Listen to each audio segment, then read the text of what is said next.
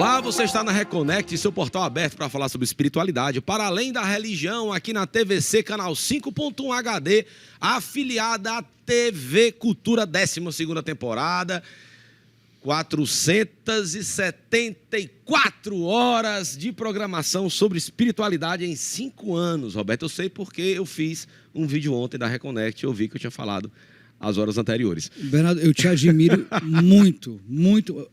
Hoje é a segunda, a gente está gravando na segunda-feira, às 9 horas da madrugada. Como é que tu consegue ter raciocínio para isso? Eu estou aqui arquejando, tentando me manter sentado. Não tombar para frente, né? Não tombar. Não tombar, porque você está assistindo esse programa, muito provavelmente, você está na televisão, na TV aberta, você está assistindo esse programa no domingo, 2h30 da tarde, 14h30, no conforto do seu lar. Se você está vendo na internet, você pode ver, claro, em qualquer momento que você quiser, mas nós estamos gravando numa segunda-feira, são exatamente 9h30 da manhã. Olha aí, depois de um final de semana, aquela quebradeirazinha, né, Roberto? Que eu achei que o mundo ia acabar, o mundo não acabou. Não acabou. Se você perdeu, fala nisso, Roberto, dá mais uma vez esse reforço. Se você perdeu qualquer programa da Reconnect, você vai aqui, o Léo Cazumba, nosso editor, fera, vai colocar aqui o nosso canal do YouTube, onde você tem todos os programas na íntegra, sem edição, para você assistir quando quiser, onde quiser, como quiser, com quem você quiser. Bernardo, você que é um cara de dados, sabia que os programas da 12ª temporada estão com mais repercussão no sentido de números, não só de views, compartilhamento, pessoas que entram em contato com a gente, o pessoal está achando que os temas da 12ª temporada estão tinindo, são temas muito bacanas e que se completam, apesar de serem temas diferentes, mas a gente está seguindo uma linha bem bacana, assistam que está imperdível. É isso aí, a gente sempre fazendo aqui um amalgamento cultural. Para falar em amalgamento cultural, Roberto, como é o culto de orixá no Brasil? Né? Como é que nós temos aqui os candomblés, né? Candomblé Angola, Candomblé Queto, nós temos as umbandas também, que cultuam da sua maneira os orixás, né? Temos as pessoas que têm uma visão mais holística dos orixás, como devas da natureza, né? Existem até algumas constelação do orixá, numerologia do orixá. Então, tudo isso foi um amalgamento cultural no Brasil, né?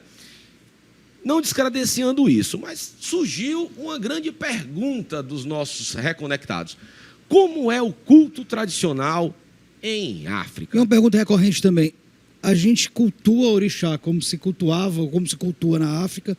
Houve um abrasileiramento dessa questão, onde se confundiu muito, se bota em Kiss como orixá, como entidade, vira tudo um bolo só.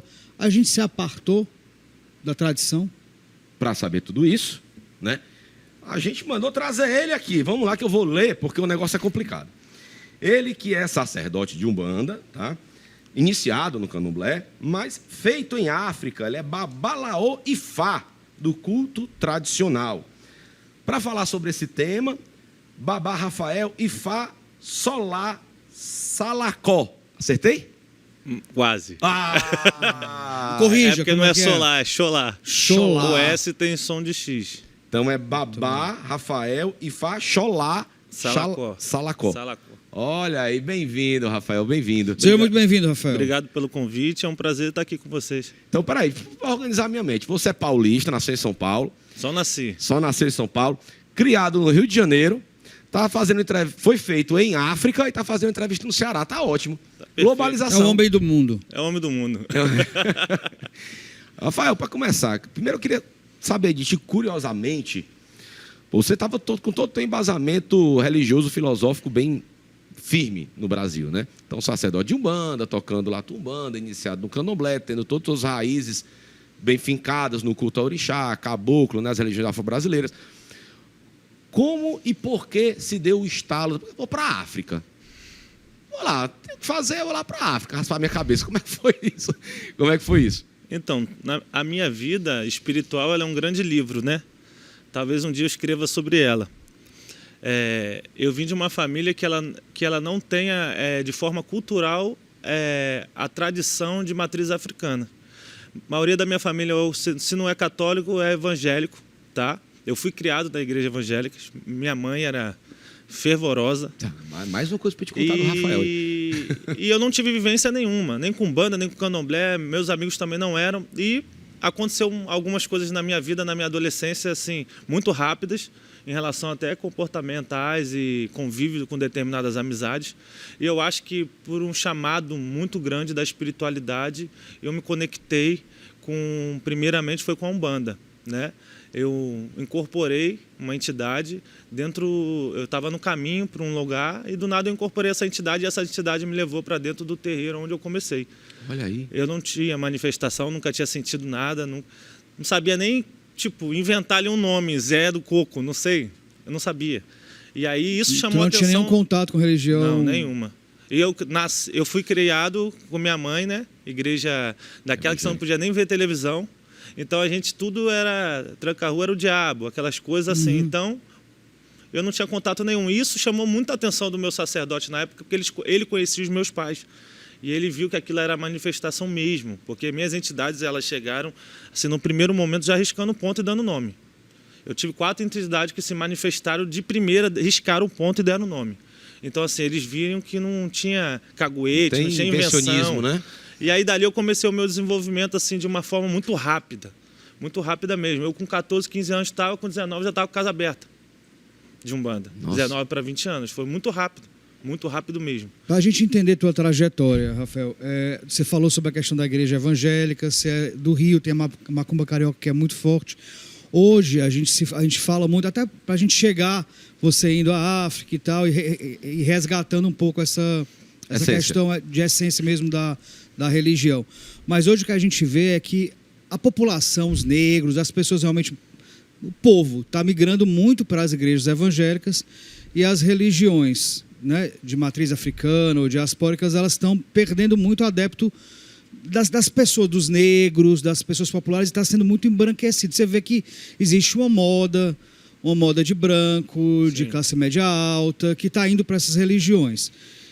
Se fala muito isso no Rio, em São Paulo também. Aqui a gente sente, mas aqui eu acho que ainda é uma coisa, ainda há uma resistência maior. Como é que você enxerga isso? Como é que está isso hoje? Hoje em dia eu também percebo muito isso. Eu vou te falar que no meu lugar de branco, eu já enfrentei algumas coisas assim, de eu olhar assim e falar assim, me colocar no meu lugar, certo? Respeitar a situação. Mas eu acho, sabe o que acontece? Eu tenho uma personalidade muito forte. Por isso que às vezes eu estou aqui pensando o que eu vou falar, porque eu posso me comprometer. Mas eu acho que o que acontece são os pregadores. As pessoas que estão pregando a religião, muitas delas elas estão passando de um limite do que é religiosidade para transformar em benefício não só material, mas de poder. E isso, para pessoas que não têm determinada capacidade ou não têm um determinado alcance, é muito prejudicial, né? E a gente vê isso acontecendo há milhares de anos. A gente tem que entender um contexto social e cultural. O seguinte, né? Então, a gente ainda enfrenta... nós seríamos hipócritas se disséssemos que não tem ainda preconceito racial. Muito. Existe um preconceito racial. Então, a pessoa hoje no Brasil ser negra e ser de uma religião totalmente de alguma religião totalmente demonizada pela maioria, isso é uma bomba atômica andando na rua. Com certeza. Então, as próprias pessoas dizem, cara, eu vou mitigar o dano, né? Então, eu já sofro preconceito pela minha cor, eu vou sofrer pela religião, né? Ela quer se... Então, ainda é muito complicado. Como que é, né? o termo que eu poderia usar? Será que ela quer se sentir? Sim. Né? Pode ser. Sim. Em outro movimento também, as pessoas que estão entrando nas religiões, como a Umbanda, sobretudo, estão fazendo a religião de um jeito que se parece muito com a igreja e muito branca, né? Quer dizer, é o Exu que é bonzinho, é o caboclo que não faz mal a ninguém. Os negros que querem não se enxergam, né? Não se veem.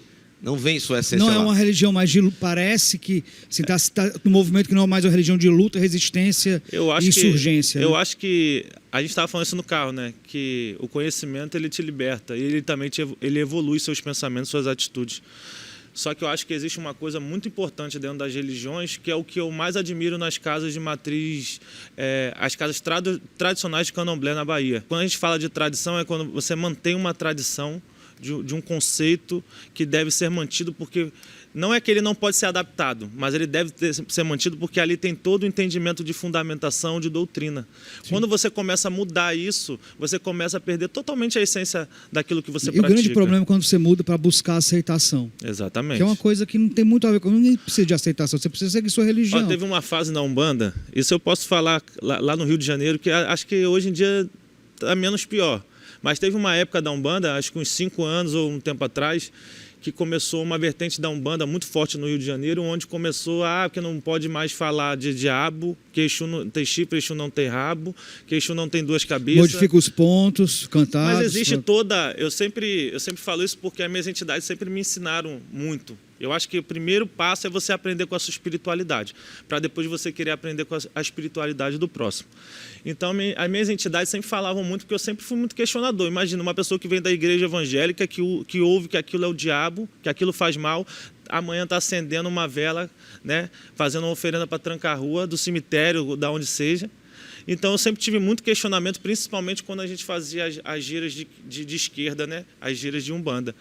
E na minha época, que não é muito longe, tem pessoas muito mais antigas que eu que podem falar muito melhor do que eu sobre isso, a gente fechava a cortina, a gente apagava a luz. Sim. E aí aquilo sempre me chamava uma atenção de por que aquilo, se a gente estava falando ali o tempo todo, o preto velho há pouco tempo estava falando, sentado ali, que é o espírito para a evolução, para a caridade, e daqui a pouco a gente apaga a luz, fecha a cortina e Exu tem chifre, Exu tem rabo.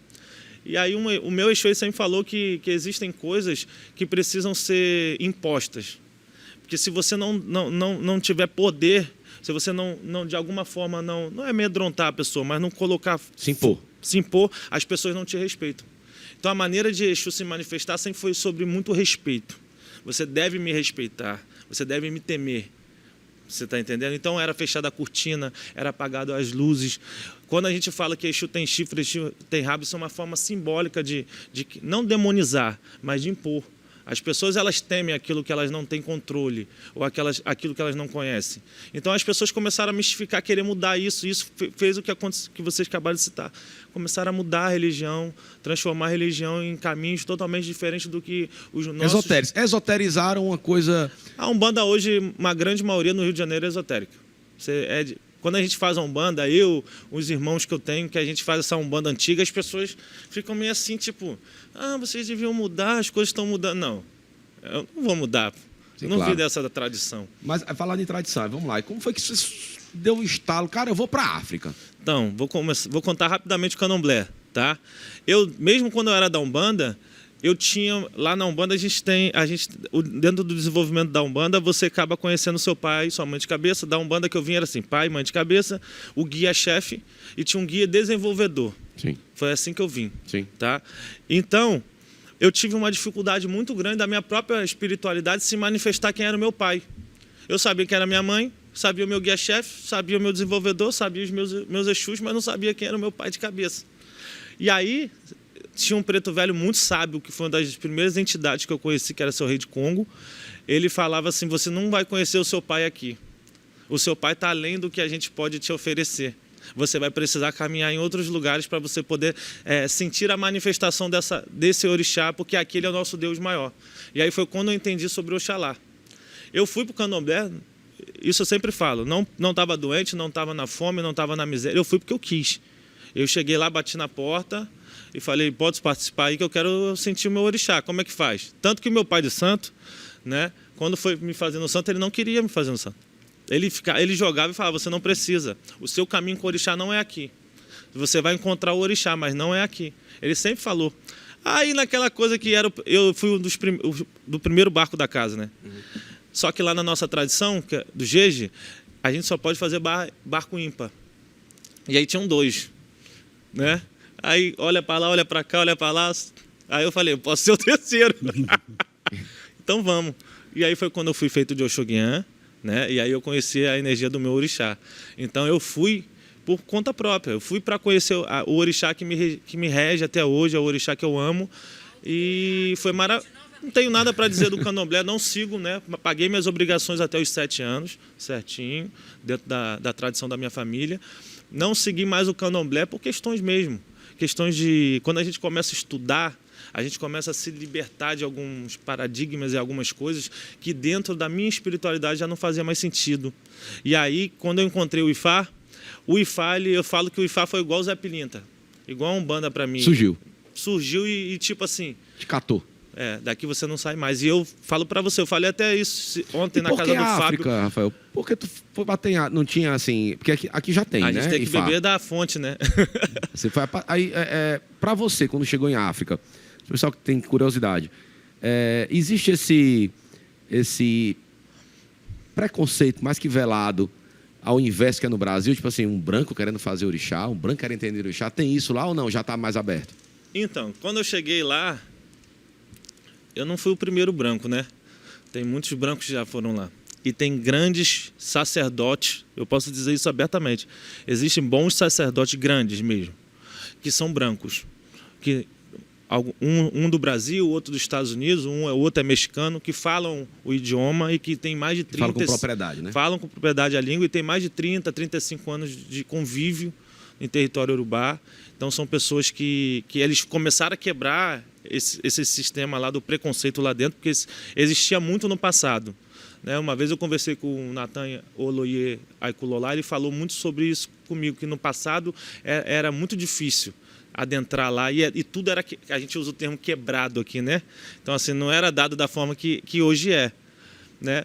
Mas eu vou dizer para você de coração, e eu já fui 3 vezes para a Nigéria, e eu digo, quando eles me veem rezando, eu posso mostrar vídeo aqui, eles ficam maravilhados. Eles se sentem honrados por a gente estar indo buscar a tradição deles, honrar a tradição deles, respeitar a tradição deles, beber da fonte de conhecimentos deles. Pelo menos na minha família, o meu babá, eu vejo no olho dele. Ele fica maravilhado, ele me liga, reza aí para mim, reza aí.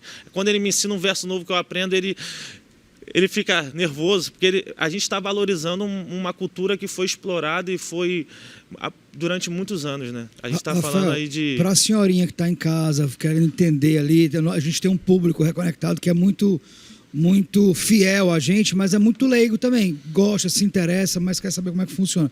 Como é que foi esse teu processo na África? Tu foi à África fazer o que exatamente? Quando chegou lá, fez o quê? Teve alguém que intermediou? É tipo uma excursão turística, tem uma agência que você vai? Como é que funciona?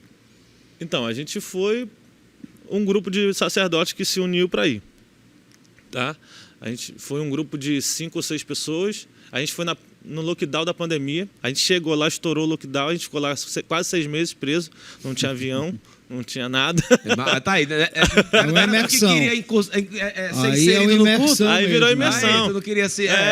Tipo, isso passou na minha cabeça. Tá? Você não queria? Agora tu segura aí. Para vocês, tem que ser convidado, tem que fazer um contato antes, ou só chega lá e procura uma casa, como é que funciona? Aí é uma coisa importante. O meu conselho é que você não vá de supetão, porque é um país totalmente diferente, dialeto diferente. Lá existem muitas coisas ainda, tribos, situações de... Vocês já viram um filme chamado Lágrimas do Sol? Ah, já. Que é a fronteira da Nigéria com Camarões. Sim. É tipo aquilo ali, uma parte, ainda. Tipo, muitas facções. Existe lá, num território próximo a lago chamado Níger. Não é o Níger de cima, não, o Níger de baixo, que é o lugar onde tem mais poço de petróleo que é explorado dentro da Nigéria até hoje, tá? Por coreanos, por europeus. E lá existe uma facção que há poucos anos, acho que 1 ou 2 anos, sequestrou. Se vocês pesquisarem, vocês vão ver. Acho que foram 12 ou 15, não sei se foi ingleses ou franceses que trabalhavam lá. Porque lá o presidente, né, pelo que eles dizem, eu não sei, é meio que ditador. E aí eles, para poder... Existem essas facções que vivem lutando contra o governo lá, e de forma muito radical mesmo. Sim. Já tiveram mortes de estrangeiros. Hoje em dia, menos. Mas é o que eu estou dizendo. Para poder ir lá, é bom você ir instruído, você ir direcionado a uma guiado, família, né? Porque aí o responsável familiar vai te buscar no aeroporto com seguranças, você aluga carro. A gente hoje tem uma estrutura grande lá na Nigéria, a gente tem casa, a gente tem carro. Quando a gente chegou lá não era assim, mas a gente vem trabalhando, melhorando, porque hoje virou uma realidade de vida nossa. Hoje, para a Nigéria, faz parte da nossa vida, da nossa formação, do nosso aprendizado. Então a gente estruturou para que a gente possa levar outras pessoas para conhecer e vivenciar a água da fonte. Então você chega lá, tinha uma pessoa ali esperando, você vai, então você vai se Guiado. inserir ali, iniciado no culto. Só para responder, quando a gente foi, que eu fiquei preso lá, eu fiz a iniciação de Ifá, eu fui no culto de Orumilá Ifá e fiz a iniciação de Egungun também, tá? Foram as 2 iniciações que eu fiz na primeira viagem. E quando você chegou lá, cara? Vamos lá, você já tinha uma base de orixá e culto de Umbanda, aí ampliou essa imagem com o candomblé, estou falando de orixá, tem uma visão mais ampliada de orixá do que a Umbanda. Chega em África, o que mais te chocou de diferenciação de culto? O culto em si, tudo é diferente. Tudo. A forma de cultuar o orixá é totalmente diferente. Lá tem, você falou, eu não descobri quem é meu pai de cabeça. Tem pai de cabeça na África? Então, existe Essa risadinha marota dele foi boa. É porque existe, assim, na África, a gente tem que entender que lá o culto tradicional, o Sim Orixá Ibilé, que é o culto, tá? E Xexelabá é a tradição, tá? O culto, ele é feito, é igual o candomblé aqui. Aqui não tem o Jeje, o Queta, Angola, o Efon, Sim. o Nagô. Lá, existem tradições, né, familiares de várias regiões diferentes. Por exemplo, qual o seu nome mesmo? Bernardo, se você nasce em Oió, dentro de determinada família, por exemplo, de Xangô, você, desde criança, você já é iniciado a Xangô. Sim. Você nasceu para aquela divindade, porque é a divindade regente da sua família. Sim. Esse é seu pai de cabeça.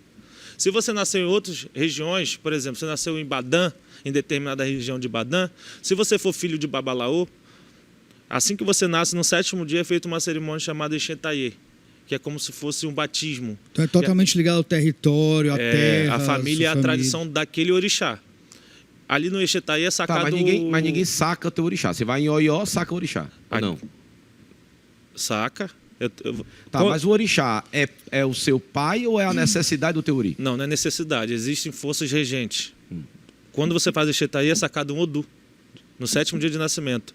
E dentro daquele Odu vai ser direcionado energias que você precisa cultuar. Por exemplo, Bernardo sacou o Odu Ediobê no Ixetaiê. Ali vai ser orientado, Bernardo precisa cultuar Ori, cultuar Exu. Então são forças primordiais que você vai... Mas não tem um pai de cabeça. É porque quando você nasce numa família de Ifá, o seu pai de cabeça é Ifá. Você vai fazer Ifá. Se você nascer na família de Xangô, o seu pai de cabeça é Xangô. Então são tradições que aqui no Brasil, até para se aplicar isso, mesmo você fazendo a tradição iorubá, é um pouco complexa. Tá? Quantos orixás você viu sendo cultuados em África? Eu não consigo te dar um número exato, mas eu vi muitos. Porque aqui chegaram, historicamente, né? Falando de historicidade, chegaram 32, Candomblé cultuou 16. Quando cultuou muito, Umbanda escolheu 7.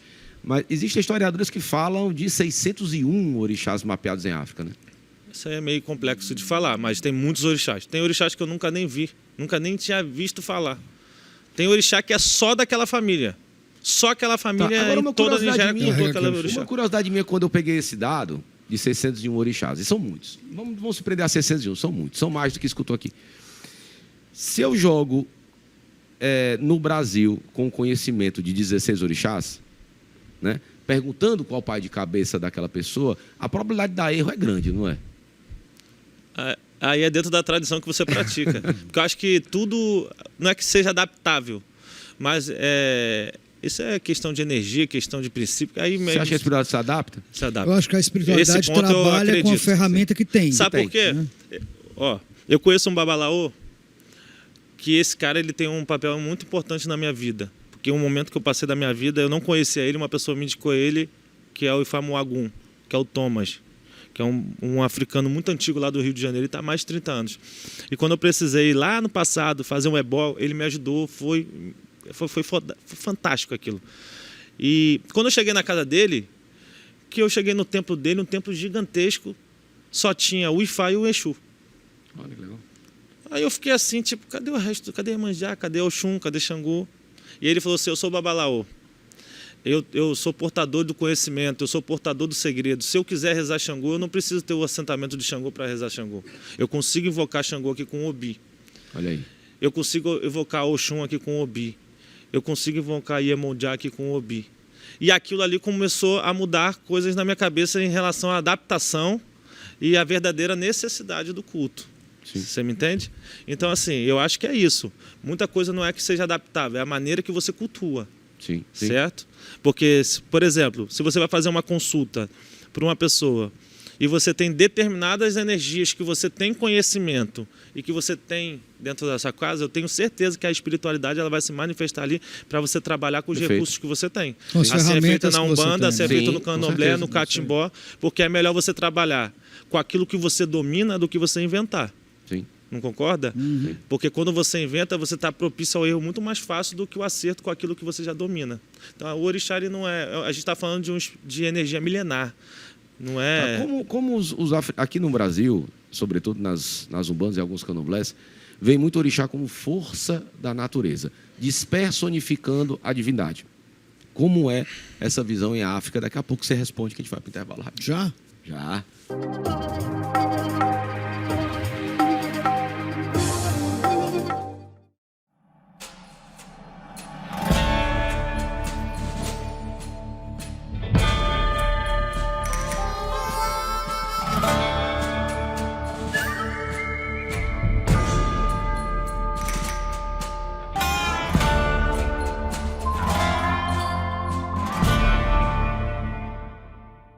O Ateliê Renato Oliveira é especialista em aluguel de trajes de festas. Com um acervo diverso, garantimos que você encontrará o traje perfeito. E a nossa missão é oferecer uma experiência única com muita economia. São inúmeros clientes satisfeitos e você pode ser o próximo. Entre em contato conosco 987960356.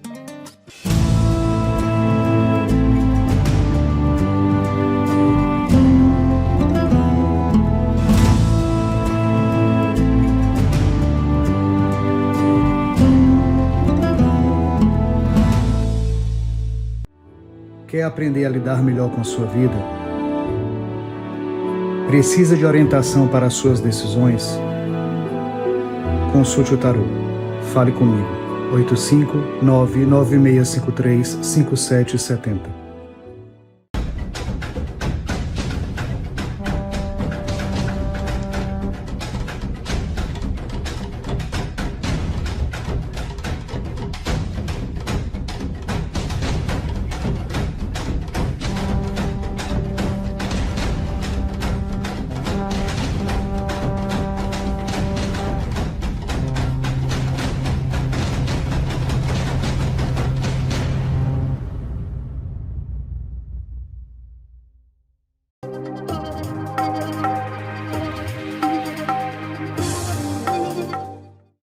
Voltamos, você está na Reconnect, seu portal aberto para falar sobre espiritualidade para além da religião aqui na TVC, afiliada à TV Cultura. Hoje com Babá Ifá, Rafael, eu não vou falar o nome todo porque eu não aprendi. Chama de Salacó. Salacó. O Salacó falando aqui da diferença de culto de orixá em terras africanas e qual foi a adaptabilidade aqui na diáspora no Brasil. Antes de ir para o intervalo, Rafael, eu perguntei o seguinte: aqui no Brasil, sobretudo para algumas vertentes mais esotéricas, se cultua muito orixá como força da natureza, né? Que para alguns historiadores mais raízes acham isso um absurdo, né? Porque está descredenciando uma divindade que tem consciência, que tem vida, né? Por exemplo, Xangô foi o terceiro Alafim de Oió, então cultuar Xangô como, por exemplo, como uma pedreira para um historiador, né, mais raiz, é um epistemicídio, né? Como é que você vê? Alguns, inclusive, veem que na África o orixá não é cultuado naquela determinada força da natureza, né? Iemanjá não é no mar, é no rio, né? No mar é Olocum. Então, como é que é visto isso em África? Como é que é a visão do Rafael sobre isso? A resposta é bem simples. São divindades que possuem o domínio sobre a força da natureza. É simples. Não são a força da natureza somente. São divindades que detêm esse poder, né? Quando a gente fala de Xangô, quando a gente fala sobre a pedreira, as pessoas aqui no Brasil é porque as coisas chegam, né, meio quebradas. O que fala de Xangô em relação à pedreira não é sobre a pedra, é sobre uma determinada pedra, chamada Eduará. Porque existe uma passagem antiga que diz que Xangô, quando entrou em fúria, em determinado momento em Oió, a gente fala aqui o termo se encantou, né? Se divinizou. E quando ele adentrou a terra, um Eduará apareceu. que é a pedra que hoje, dentro de Oió e quase todos os territórios urubá, você não faz Xangô sem Eduará. Então a pedra daí que veio para o Brasil não é qualquer pedra, é o Eduará. Então ele tem a força sobre a pedra, mas determinada pedra. Né? Ele tem relação com raio, com fogo? Tem, também tem. Uma coisa que me deixou curioso. Você falou assim, quando uma pessoa nasce em Oió, no estado de Oió, ela entrega, né, se entrega ao culto de Xangô. Se ela nascer numa família de Xangô. De Xangô, beleza, ok. Então, se a pessoa nasce numa família de Xangô, tudo quem resolve para aquela família é Xangô. Xangô. Então não tem só o orixá quem vai me dar a caça e a prosperidade é Oxóssi, quem vai me dar o equilíbrio é Xangô. Tem. Tem? Tem. Ele passa a ser um devoto daquela divindade como orixá primordial. Porém, existe Erin de Logum, existe Obi, existe Orobô. Então, esses oráculos é que vai dar o caminho para ele, por exemplo. Aí você vai falar assim, então para ele Xangô é o Deus Supremo, resolve tudo. Sim, só que ele vai consultar, em algum momento da vida dele ali, passando por uma situação, o Erin de Logum, que em Oió se usa Erin de Logum para Xangô, assim como o Orobô, ele vai consultar o Erin de Logum, que é o jogo de búzios, sim, e ali Xangô, né, porque lá no jogo deles tem o búzio e aqui tem o Eduará, em cima do pano. Que é essa pedra que você falou. Eles vão consultar Xangô e, por exemplo, minha filha está muito doente. E aí Xangô vai dizer, através do que vai ser sacado ali, é necessário fazer determinada medicina e é necessário alimentar Oxum por causa da saúde. Aí ele pega, se o sacerdote ali mais velho não tiver o conhecimento, ele chama uma sacerdotisa de Oxum para poder vir fazer o ritual de Oxum para poder ajudar aquela filha. Rafael, falando sobre essa questão do orixá gratiluz que a gente tem vivido hoje no Brasil. Falamos sobre as forças da natureza como determinantes para o orixá, os orixás linkados às forças da natureza. Então, a gente vê muito vídeo das pessoas no Rio cantando para Oxum e tal. Você já conversou sobre isso? E recebendo Oxum, né? Recebendo Oxum em encontros esotéricos. Tem muito. Agora, essa questão do orixá como algo que define a sua personalidade. Eu sou filho de Xangô, eu sou assim. Eu sou filho de Oxum, eu sou assim. Isso tem algum fundamento? Pelo que você viu, pelo que você vivenciou? Voz, tira do teu coração, Rafael. Liberta isso. Ele Na verdade, te fazendo mal. Fala logo. Na verdade, não tem. Tá? O que acontece é o seguinte, existem sim características muito imponentes que a gente vê em determinadas regiões ali. Por exemplo, eu e o Fábio, que é o meu irmão, a gente foi... Baba Fábio, um abraço, já veio aqui na Reconect. Beijão, Baba Fábio. Vai estar aqui de novo. Fica o convite, viu, Baba Fábio? Tem que voltar, né? Convite já fez, não vem? Pra voltar, Tá de mal da gente. A nossa família de Fá é Ibadã, mas a nossa família de Orixá é Oió. Né? Ibadã também faz parte de Oió, só que são cidades com nomes diferentes. A nossa família de Orixá é de Oió. E Oió é diferente. É diferente. Os filhos de Xangô são diferentes. Eles não têm a mesma característica que o filho de Xangô teria aqui no Brasil. Não. Eles são pessoas imponentes, de força. Porque Xangô é orixá forte, né? Sim. Então, eles são pessoas fortes, pessoas de presença. Então, eu acho que o que veio para o Brasil foi essa interpretação. Talvez as pessoas que eram de Xangô no passado tinham essa personalidade, mas a de Oxum, que eles conheceram na época, era uma pessoa mais assim, né, esotérica, lida como se fosse signo, né? Você é de Xangô, você é assim. Lá não tem isso, não. Às vezes, alguns filhos meus, clientes novos que chegam, falam assim, babá, você acha que eu sou filho de quem? Aí eu... Do seu pai e da sua mãe. Vamos fazer a consulta. Aí vamos lá. Algumas vertentes, sobretudo de Umbanda, também colocam os orixás no Brasil designam os orixás pela data de nascimento ou pelo dia que a pessoa nasceu em terras iorubás. Isso é fundamentado? Não. Isso é cabala, né? Acho que isso foi uma coisa que foi adaptada e não tem problema também. Acho que cada um tem sua maneira de exercer ali o oráculo que domina. Se você for pegar até na carta hoje, né? Antigamente você jogava ali o Lenormand ou o tarô de uma determinada maneira. Hoje já tem sei quanto mesa real, sei quantas mesas, não sei quanto Hoje tem até o tarô dos orixás, eu não critico, gente. Eu respeito a fé e a tradição das pessoas. Agora, eu posso falar sobre aquilo que eu vivo. Então, assim, dentro de território urubá, quando você vai fazer uma reza, quando você vai sacar um odu, você faz através do seu nome e o nome da sua mãe. Ah, por que o nome da mãe? Porque pode ter vários Rafael, Cândido, Pedro. Vários no mundo. O mundo tem quantos milhões de pessoas? Então é Rafael Cândido Pedro, filho de Maria Cláudia Fernandes. Então o orixá sabe quem é aquele Rafael.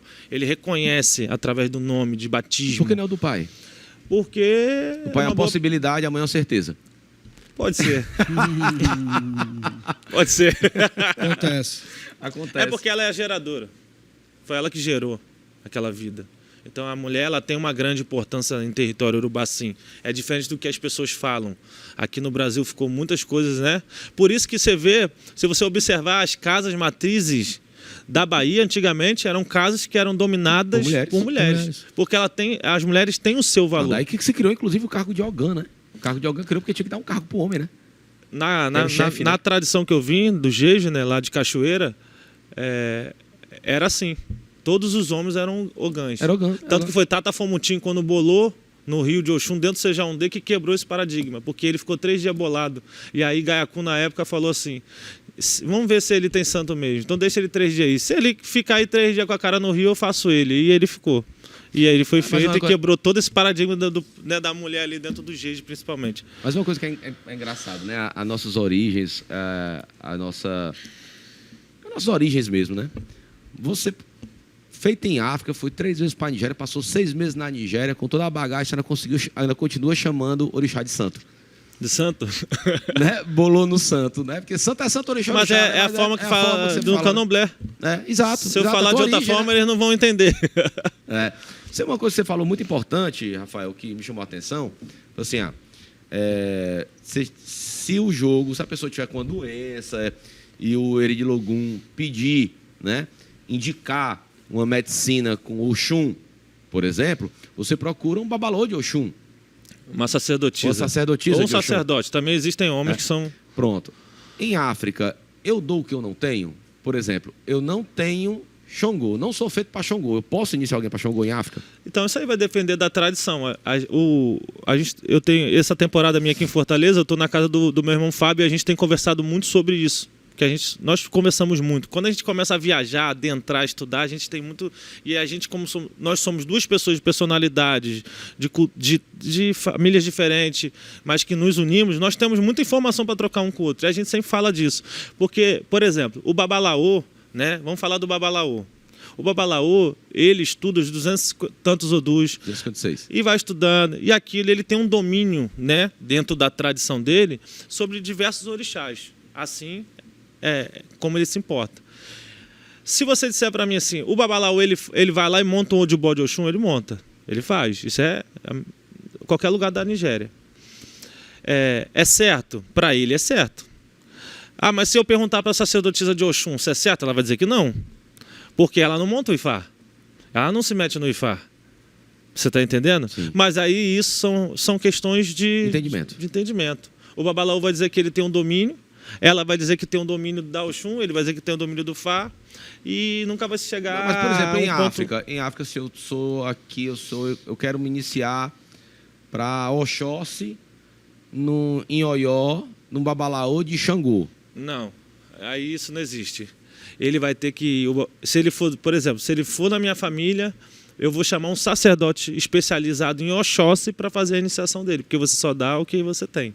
Você está entendendo? E quantos orixás a pessoa pode se iniciar em África? Porque assim, aqui no Brasil é assim, o Bernardo é de Oxóssi, Roberto é de Iansã. Então pronto, feito uma vez, está feito, ninguém... Aqui tem um conhecimento, né? Tem uma tradição de... Você é catulado, pronto, ninguém mexe mais na sua cabeça, né?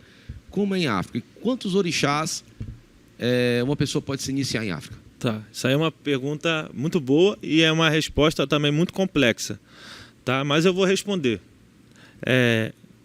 Se você estivesse falando, se nós fôssemos iorubás, nós, eu, você, ele, dentro do território urubá, não é comum você ver a pessoa iniciada em mais de um orixá. Mas isso é porque é de tradição deles. eles, por exemplo, aquele que nasceu para Xangô, ele só vai ser devoto de adoxo, né, de Xangô. Por quê? Existem vários porquês. Aí a gente vai entrar num mundo de porquês. Por exemplo, quando você se inicia em Xangô, você não pode se iniciar em nenhuma outra divindade, porque existe uma determinada referência ao cabelo. Você pode perceber que os filhos de Xangô, eles têm todo o cabelinho preso, trançado assim, e tem um porquê daquilo, né? Tem um tabu dele não cortar o cabelo mais depois de iniciado. Então, claramente, ele não pode se iniciar em outro orixá. Mas se ele for iniciado já para outro orixá, eu sou iniciado para Exu, por exemplo, eu posso me iniciar depois para Xangô? Pode. Desde que Mas depois aí do também, Xangô, mas aí também tem uma questão. Quando você se inicia em Exu, é feita uma determinada, né, uma determinada coisa no seu cabelo, que não adianta falar aqui que as pessoas não vão entender. Que também se aquela família falar assim, não, ele tem que raspar a cabeça inteira, aquele filho de Exu não poderá, porque ele não pode mais raspar uma determinada parte da cabeça. Entendi. Isso dentro da minha família de Exu, tá? Então, na verdade, em território Urubá, você não vê uma pessoa iniciada em mais de um culto. Às vezes você encontra um babalaú que foi iniciado em Egum, ou pertence a uma família de Egungun também, então ele tem um domínio também sobre, ele é um Odé, tá? Mas se você perguntar de forma verdadeira o que os antigos faziam é cada um no seu quadrado. Tá? O que acontece quando a gente fala da adaptação, e eu quero falar isso para depois as pessoas não falarem, mas você tem 2 filhos lá iniciados em Exu e Ebé. O que acontece são adaptações. O brasileiro, né, o estrangeiro em si, ele tem uma necessidade diferente do Iorubá. Sim. O Iorubá tem uma crença totalmente diferente da forma que ele cultua o orixá. E nós temos uma outra maneira de cultuar. O brasileiro, o ocidental, ele tem o ocidental em si, né, ele tem uma maneira de pagar para ver. Ou ele só acredita naquilo que ele tem. Ou a necessidade de possuir. Então, muitas das vezes, se você vai na causa de uma pessoa, vamos montar aqui o Exu, mas a pessoa ela tem uma necessidade muito maior e ela quer aquilo. Porque a maioria das iniciações, eu falo isso abertamente, é porque o devoto quer. Pelo menos no nosso trabalho. Sim. Eu não sei como é feito no trabalho das pessoas. Nós não vendemos o orixá como produto. Então, muitas das vezes, a gente consulta e fala, seria interessante, babá, mas eu quero fazer.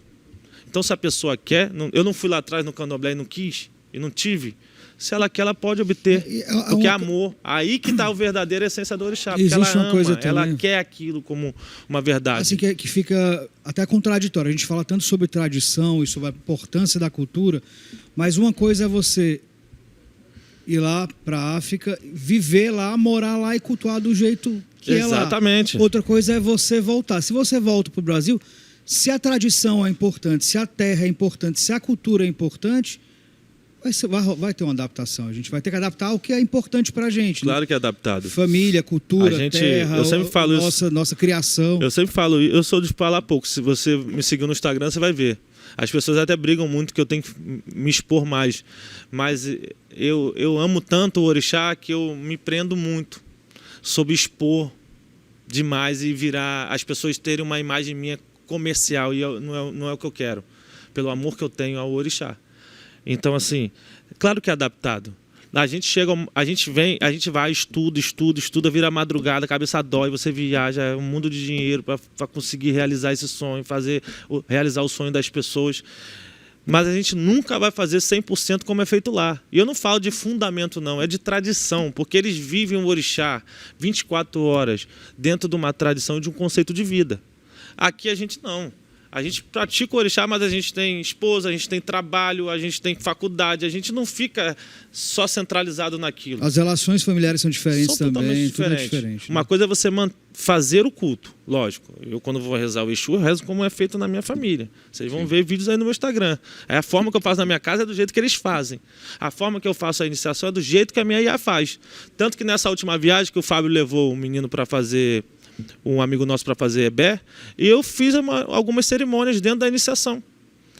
Né? Para alguns, caramba, o cara já está lá fazendo, mas é porque eu estudo, porque a minha família me dá suporte. E isso mostra para as pessoas que nos acompanham que a gente, de fato, está fazendo aquilo que é veraz lá. Porque ela entrega o Obi. Você sabe como isso, para mim, é um marco da minha vida? Eu vim de uma família que não era religiosa, sem contexto nenhum religioso, você está dentro do território urubá e o africano, dono daquele conhecimento, dá o Obi na sua mão e fala, faz. E todo mundo ali te olhando. Também, né? Então, assim, a gente luta muito para manter a tradição e fazer o mais próximo. Mas dizer para você que eu faço 100%, eu estou falando de um contexto geral.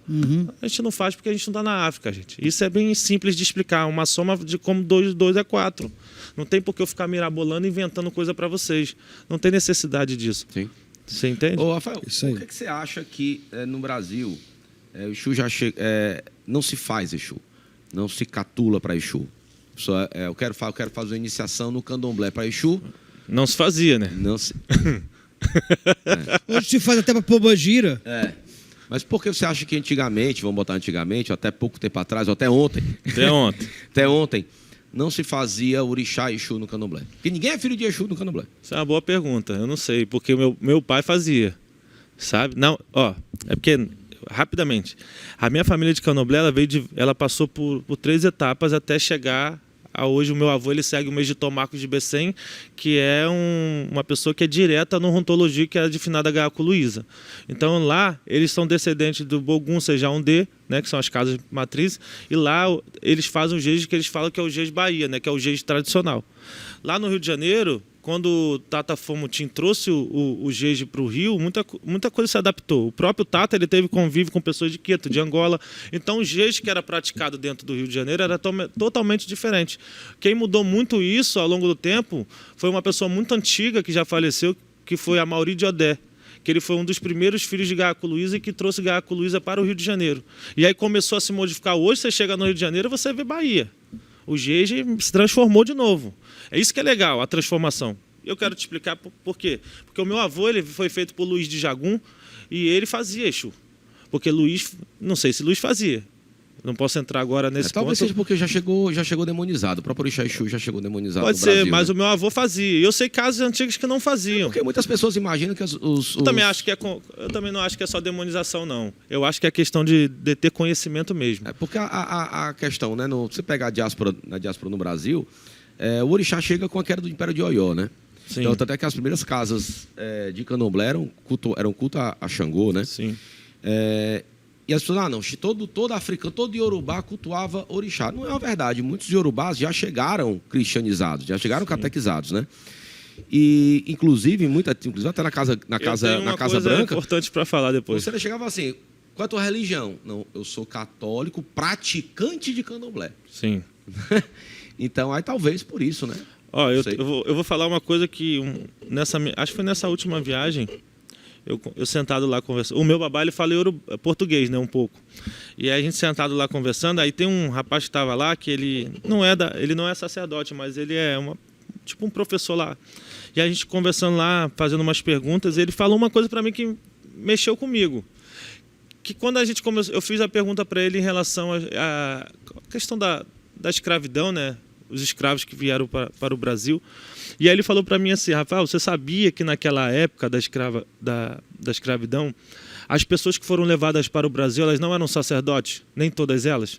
Elas eram pessoas que elas conviviam ali, tinham a vivência dentro da família, mas nem todos eles eram sacerdotes. Sim. Porque na época da escravidão, a pessoa que comprava o escravo, ele optava por homens grandes e fortes. E os sacerdotes eram mais velhos e sábios e antigos. Então, eles preservavam os antigos e vendiam os mais novos. Então, por isso que... Aí ele falou assim, talvez foi por isso... Olha a inteligência desse iorubá. Talvez foi por isso que vocês cultuem da maneira que vocês cultuem, porque nem tudo se chegou. Isso mexeu muito com a minha cabeça ouvindo aquilo. Porque eu sempre me perguntava por que se modificou tanto. Hoje eu sei por que se modificou tanto, eu entendo. Mas no passado eu não entendia. Mas também tem um contexto, né? Por exemplo, quando a gente fala, por exemplo, que em África tem o Olokun, que é o orixá do mar, e Iemanjá é cultuada no rio Ogum, né? No estado de Ogum. Mas nem em Salvador, na Bahia, Iemanjá era cultuada no rio até 1924. Sim. Só era depois assim. que foi feita. Mas você sabe que essa festa de Iemanjá, lá no Rio, no Mar Vermelho. No Vermelho, ela foi criada por uma questão, né? De um determinado pescador, e por isso que passou lá para o Rio Vermelho, porque não era lá. Não era lá, então, não era lá. Mas aí foi uma questão cultural da cidade, em homenagem a determinada... E aí, como tudo nasceu de lá, foi Pulverizando, né? Determinada ali a aldeia dos pescadores que tinha foi uma homenagem feita porque ele encontrou uma imagem de Iemanjá no momento que ele fez a pesca. Aí o que fica de dúvidas, a gente está encerrando, eu acho que está pouco tempo, poderíamos falar mais, mas Eu só queria fechar a questão do Exu. você vai falar, mas só uma coisa para pontuar, então está cultuando errado, quer dizer, quem cultua, vamos Iemanjá no mar? tá Não, cultuando errado. eu não acho então que não cultua errado, serve. não. O que fez não serve, Claro que serve. as oferendas que Claro deu não serviu. serve. Claro, gente, claro que serve. Orixá, vou repetir, é divino, é uma divindade. Você acha que o Orixá está preocupado se é na água salgada ou na água doce? Todo respeito. É isso aí. Não tá. Fale o que você queria falar. A questão do Exu é como a questão em outros cultos. Vários voduns também dentro do Jeje não eram iniciados e hoje são. E vários orixás dentro de determinadas casas de matriz também não eram, porque hoje tem um conhecimento. A questão do Exu, acho que no passado não se tinha todo o conhecimento, então as pessoas se preservavam de não fazer. Vou mexer.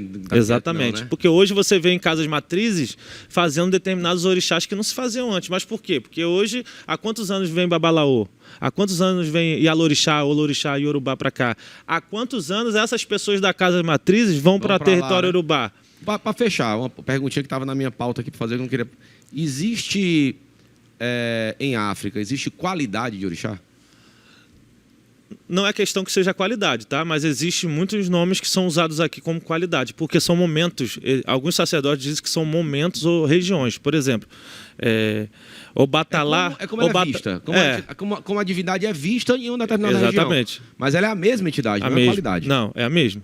Lá existe o Oxum Carê. Ela é chamada de Carê em determinada região, porque ali foi uma região onde Oxum foi presente no jovem. Carê é uma passagem de Oxum jovem. E aí, quando ela adentra uma determinada idade em Oxobô, que agora eu não me lembro o Odu que fala disso, ela se torna Ipondá, né? Que aqui virou Iapondá, porque é a mais velha. Então, existe sim muitas nomenclaturas que são usadas aqui em qualidade, só que são passagens ou reconhecimento daquela divindade em determinado território. É como aqui é visto como se fosse uma individualidade, né? Aquela qualidade é uma qualidade individual. Lá quando você faz uma iniciação não tem essa separação, não. É o orixá e pronto. Oxum é Oxum, Iemanjá é Iemanjá. Rapaz, a gente podia bater papo aqui. Cara, vou dizer uma coisa pra ti, eu vou falar uma coisa. Você pensa que ser sacerdote de Umbanda ou qualquer outra religião que também lide com os orixás é só tocar tambor e abrir gira? Não é. Não. Muito estudo. É muito estudo. É muito isso estudo. aí. É isso aí. Por isso que eu falo, só para terminar, por isso que eu falo da importância da vivência em território urubá. Sim. É muito importante. Eu falo isso para o candomblessista e Muda falo isso, tudo. Muda. Mas não é questão de julgar e mudar. É experiência. Eu tenho uma personalidade muito forte, eu falei isso. A minha maior, assim, uma coisa que me magoa muito, cara. Por exemplo, vocês são repórteres. Vocês estudaram 4, 5 anos, fizeram uma faculdade, fizeram formações e especializações para sentar onde vocês estão. Ou, quem seja, um médico, ele estuda 6 anos, depois ele faz mais 2 anos lá dentro do hospital, ao lado do médico, para se profissionalizar, para depois ele estar apto a fazer uma cirurgia. E hoje acontece muito que as supletivo. E hoje, dentro do território urubá, as pessoas que estão indo para lá fazem esse supletivo, porque a pessoa vai para lá, faz IFA, e uma semana depois ela está fazendo chefar nas pessoas, iniciações, sabe? Isso é muito... Então, a gente tenta lutar ao máximo para fazer o certo, para fazer o correto, para fazer o que é honesto, porque a gente está lidando com o destino e com a vida das pessoas. Então isso é muito importante falar para as pessoas, que a vivência dela ir lá, ela entender a necessidade de você, do tempo, de por que aquele rapaz ali é chamado de Oluô, por que aquele ali é o Odubonã, por que aquele ali é o Babalaú principal de uma iniciação, porque ele detém o conhecimento. Mas pergunta para ele se há 7 anos atrás, há 10 anos atrás, ele exercia. Não. Aí as pessoas estão mudando muitas coisas porque elas estão transformando o orixá em comércio. Essa é uma grande verdade. Eu queria falar isso para que as pessoas ouçam mesmo. Muito bem. Concordo, Rafael, inclusive. muito obrigado, cara. A simpatia. São queridos, Muito obrigado mesmo. Vai sair teus contatos aqui. Obrigado. Tá? Todas as redes sociais. O Rafael veio aqui para o Ceará para fazer algum trabalho, né? Alguns Sim. trabalhos. Então tá aqui o contato, você sabe quais trabalhos, você sabe mais sobre o orixá. Nós só temos 1 hora de programa. Então as pessoas reclamam que a gente interrompe, que a gente é corrido, mas é muito assunto, você vê que fazer outro programa brincando. Fácil. Né? Fácil. Então, você quer saber mais sobre o orixá, sobre o culto tradicional, quer saber quais são os tipos de atendimentos, né? O Baba Rafael faz atendimento oracular, faz os procedimentos para levantar a tua vida, para te ajudar como ele puder, tá bom? E como assim os orixás indicarem para ele dentro do oráculo dele. Então, você quer saber mais sobre orixá, quer saber como é que pode ser atendido pelo Babá Rafael, procura ele, vai lá. Instagram. Tá bom? Que o nosso papel aqui é de perguntador. A gente tem 1 hora, a gente está dentro do metrô. O metrô vai chegar em 1 hora. Eu tenho 1 hora para poder falar com o cara. Obrigado, Rafael. Obrigado, Roberto. Obrigado pela Bernardo. Obrigado. Nos reconectamos? Claro. É isso aí. Valeu, Rafael. Obrigadão. Obrigado a vocês. Obrigadão. Obrigado você que mais uma vez abriu as portas da sua casa para receber a Reconnect. Muito obrigado, muito obrigado. Perdeu um pedacinho desse programa? Vai lá nas nossas redes sociais, nos indique temas, que a gente vai buscar o convidado, a nossa equipe de produção vai atrás do convidado para falar para você, tá bom? Muito obrigado, até o próximo domingo. Eu achava que eu era filho de Xangô porque eu tinha fome. Querendo trocar.